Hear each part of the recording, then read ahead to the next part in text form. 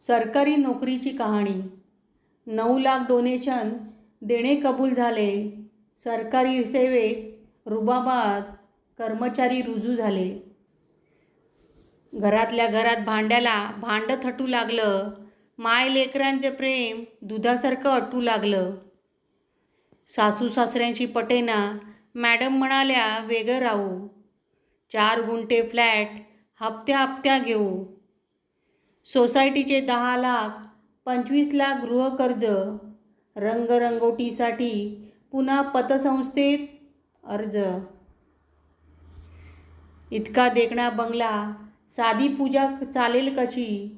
नात्या गोत्यांच्या नाकावर बसू नये माशी.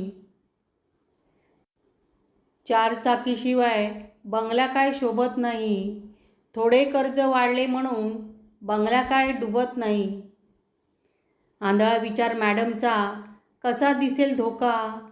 ताटाखालच्या मांजराचा झालाच नाही का बोका. बघता बघता घरात 3दा पाळणा हल्ला. चुकला हिशोब खर्चाचा, घेतला नाही खेळणा. व्याज हप्ता कर्ज सुसूत्र काही जमेना. कर्मचारी मन नोकरीत सुद्धा रमेना. हातात किती पगार सांगायची लाज वाटते. पूर्वी फुटायची बियर, आता फक्त देशी फुटते. उपवर मुलगी लग्नाची पुन्हा झुकली मान. सोयऱ्यासाठी पायपीट फाटून गेली वहाण. आज कर्मचारी सेवानिवृत्त. कर्ज फेडण्यात गेली हयात. आज साठी गाठली.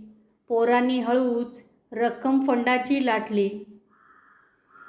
सुख समाधान शांतीसाठी देवळात जाऊन बसतात.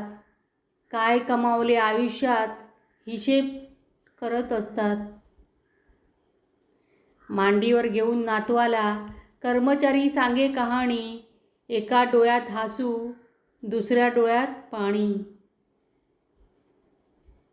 कविता आवडल्यास लाईक, शेअर आणि सबस्क्राईब जरूर करा आणि कमेंट नक्की करा. धन्यवाद. श्री स्वामी समर्थ.